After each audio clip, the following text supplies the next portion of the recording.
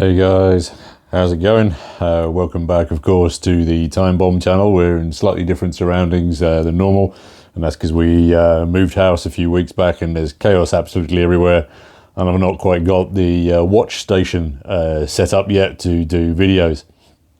However, that's not the reason we're here today. We're here today because we've got the long-awaited part 2 of the SEIKO 7002 restoration project that we're working on. Our amateur horologist today is going to be getting into the disassembly of the watch movements and the watch innards.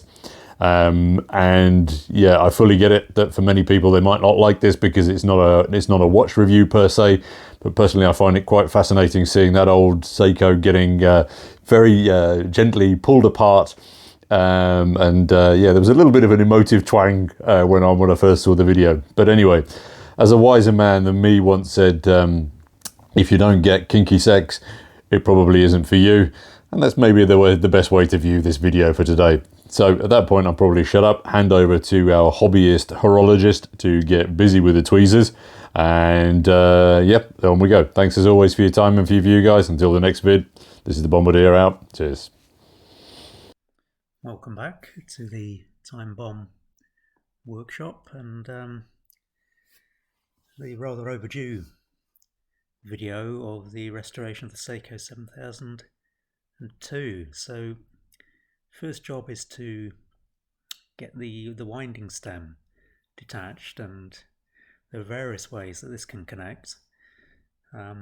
Usually there's a little button that needs to be pressed. In this case I couldn't actually see one, so it's a case of moving the stem in and out and seeing if you spot anything changing. I noticed there's a tiny little bit of lever. I'll just press down there with the tweezers as I'm pulling the stem, and sure enough, with a little bit of persuasion it comes out. As we start to strip down the movement, I'll show you in a little bit more detail how that all works. Once the stem's out, obviously the movement can then be released from the case onto a casing cushion. And the next job is to remove the hands. Now there are various ways of doing this.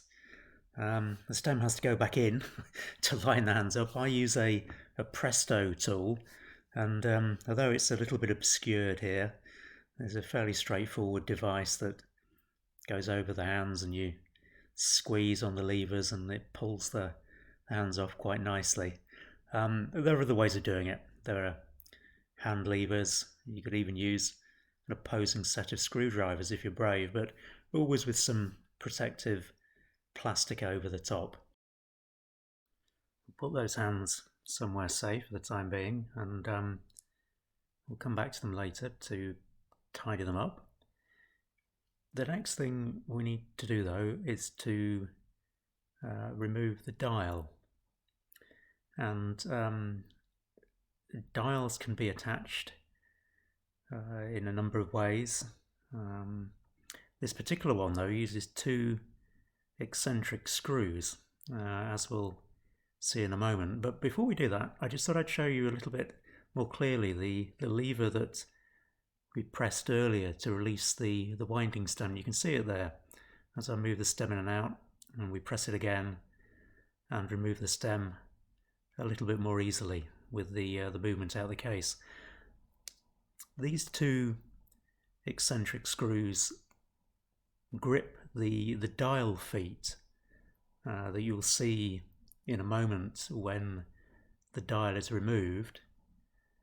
To release them, you simply turn them quarter turn, half a turn, whatever's required, so they no longer bite into the dial foot itself. Sometimes they're a bit stiff, as you can see. Sometimes you might need to turn them one way and then the other before you release the dial, but they will eventually release. You'll notice that the dial hasn't fallen off, and this isn't unusual. It's a case of gently prizing the dial away. In this case I'm using a small screwdriver near one of the feet, then near the other one. Still not quite off, so sort of repeat the process until the dial eventually comes away. So that's what the movement on the dial side looks like with the dial removed. We'll just put that to one side for the moment while we have a quick look at the back of the dial, just to see if there's any damage or dirt or anything else of interest. That looks perfectly okay, and the dial again we'll come back to later on in the video as we look to tidy it up. So we're going to start dismantling the movement itself. First the rotor, which unscrews quite simply, and if we look at the back of the rotor you can see the gear wheel on the back that meshes with what SEIKO calls the first reduction wheel, which is next to it there, and that's what translates the rotation of the rotor into winding the mainspring. I usually at this point just have a quick look at the hairspring and checking the hairspring is flat rather than bowed, that it's parallel to the main plate and the balance cock, and it seemed to be okay here. So the balance is one of the more delicate parts of the watch, so it's a good idea to get that out of the way, and it's easy enough to remove as long as you're careful. Just one screw holding it in. Sometimes it just needs to be teased away a little bit, and then it's a case of grasping the nettle, as it were, and removing it from the watch. Back to the dial side now. First thing we need to remove is the date dial guard. Primary function of this, as its name suggests, is to keep the date dial in place. 4 little screws, often very fiddly, sometimes wound in extremely strongly, sometimes even glued in, believe it or not. They came out here fairly easy, although that last one was a little bit stiff, and as you'll see in the moment, when the date dial guard is removed, that then allows you to remove the date dial. Always have a quick look on the back of that, because sometimes you'll find that the tiny components might stick there with oil. The date dial is sort of held in place by this date jumper, which is well named, as you'll see in a moment. And if you're not careful when you're handling these things, you'll find that they do this. You then hunt around on the floor for a moment or two to find the part. Unfortunately, I did. That is the hour wheel in the middle. And this is the minute wheel that's being removed now. And now we're going to start taking apart what we call the keyless works. This is the setting lever spring.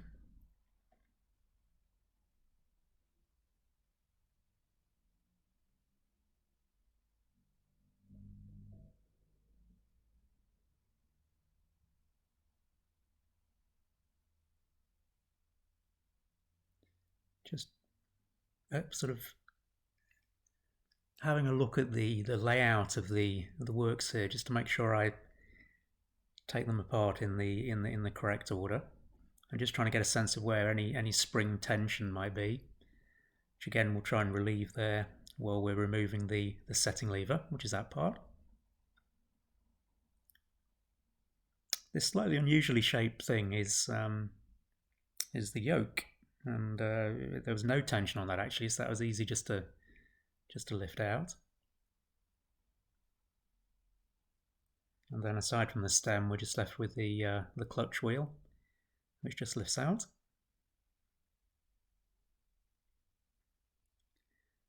Over on this side, we've got the wheel that drives the date dial. That's sort of an intermediate wheel, plastic, horrible.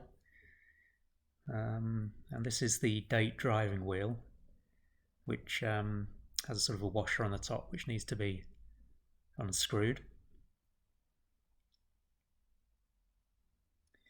I remember this felt a bit strange to me, and I think there's actually at least two, if not three, different components here that have sort of bonded to each other with oil. So I managed to separate those off, which just leaves the cannon pinion. Again, apologies for the shadow here, but I use the same Presto tool to remove the cannon pinion as I used to remove the hands, and that's more or less it on the dial side.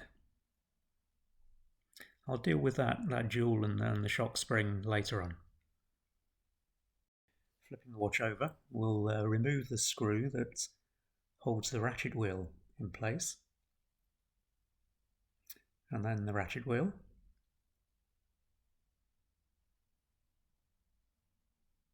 Just having a quick look here at the general lie of the land, and I think probably the most sensible thing to do next is to remove the pallet fork. If there is a part of the watch where you particularly don't want the screwdriver to slip, then this is it. So we'll do this carefully, and again, this is another place where those screws can sometimes be extremely tight, so proceed with caution. Fortunately, in this case, it went okay. Although when I lifted the pallet cock out, the pallet fork actually came with it, as you'll see, which suggests there's a lot of old oil gumming up the pivot.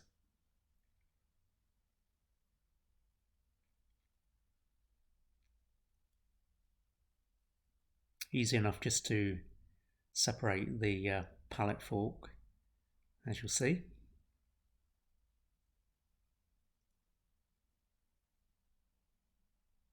And then on with the job.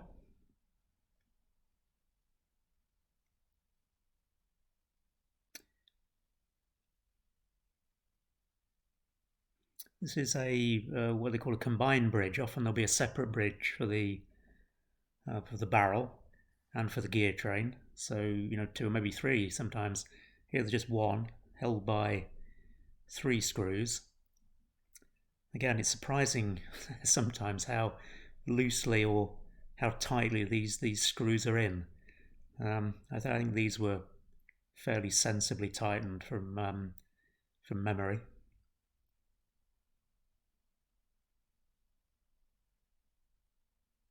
Maybe not that last one. that perhaps need a little bit more effort. Anyway, they all came out easily enough, and then it's a case of very carefully lifting the bridge off and just tease it up around the edges as before, and then lift it, you know, vertically to avoid putting any sideways pressure on the gear wheel pivots. And we're on the home straight now.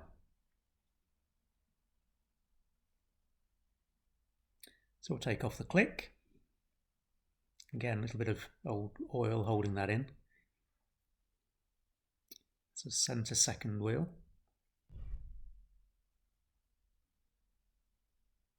That wheel, that I don't know the name of, third wheel, fourth wheel, you can tell me in the comments. That's definitely the escape wheel though. Again, very delicate part, be careful with that one. And that, I don't know what that was. It looked like a piece of, I don't know, black PVC. That's the barrel though, definitely with a mainspring in it. And then we've got the centre wheel that carries the pinion, the cannon pinion snaps onto on the other side.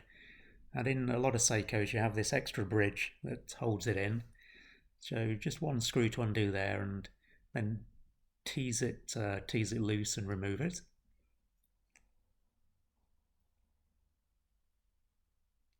Again, that came off easily enough.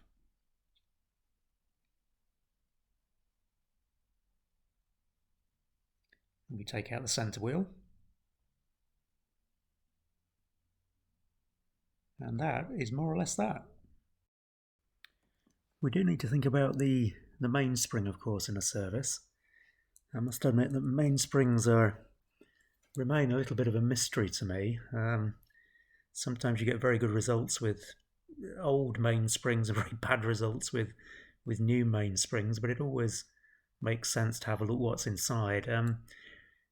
There are different designs. This particular one has a sort of a seam around the circumference just there, and the trick is to try and open it up a little bit with something sharp and then try and get your nails in and split it open as we've done here. Inside you'll see the mainspring coiled up, and the arbor, which is the small part in the center, which we'll remove now. And once we've done that, we'll actually remove the mainspring itself and see if it obviously needs replacing. We'll see whether perhaps we can get away with, cleaning it and re-lubricating it and using it again. So removing the mainspring is an interesting process. I was doing this for the camera rather than the way I normally would, and you'll notice in a moment that the spring comes out in a slightly less controlled way than I might hope that it would. Anyway, came out, and no damage done. They're the two different ends of the spring, and there's the barrel and the cover, and here's the arbor. So before we take everything to the ultrasonic cleaner, I usually lay them out in a sort of particular order, with the dial side things together there, put the automatic winding components in the main, the barrel combined bridge there, the gear train wheels, the balance, the pallet fork and cock, the mainspring, and then the main plate. Next stop, the ultrasonic cleaner. So I use a two-stage washing process using waterless solvents. Stage 1 uses Renata, which is a mixture of, to my chemist knows, alkanes, hexane, heptane, octane perhaps, very commonly used for horological cleaning, with stage 2 being isopropyl alcohol, or perhaps the chemist in me should say propan-2-ol. Put the small components in those two-piece brass baskets which screw together, that I find actually very, very user-friendly. I like them a lot, and I can usually fit the smaller components into 3 of those, as you saw. Obviously there are some components which are too big for those baskets, and I use a second jar for those and load the components in directly. Usually there would be perhaps 10 or 12 that I would put in this second jar, and you'll see in a moment that the 3 baskets that I've loaded, which you can see just on the left of the screen, I'll put in another jar, and then both jars will go into the cleaner, the ultrasonic cleaner, at the same time. And really it's a case of repeating this whole process twice, first in the Renata, second in the isopropyl alcohol. So these little jars are, I think, for probably for jam or something like that, just very inexpensive, available on eBay. Here we're loading the 3 small baskets into their jar, and I do this quite carefully, notwithstanding that minor fumble there, with a pair of tweezers, just simply because there's only just enough room for the 3, and they have to sort of go on their edge, as it were, but they do fit in nicely. And keeping everything in a jar means that the risk of losing small components is reduced. So this is the cleaner that we'll use for this. I mean, this ultrasonic cleaner, very affordable. Must be, less than £50 probably to buy. I set it to 20 minutes cleaning time for both of the solvents, and I actually don't dial any temperature, any heating into this, because I find the water actually warms up by itself. You see the 2 jars there labelled R1, R2 for Renata 1, Renata 2. After it's all completed, we let the parts dry off, and then I store them in these storage cases. And this is the entire movement cleaned and ready for reassembly. So that's where we're going to wind up this video. The Bombardier has his shopping list, and we'll look forward to next time where we bring it all together. So thanks for watching.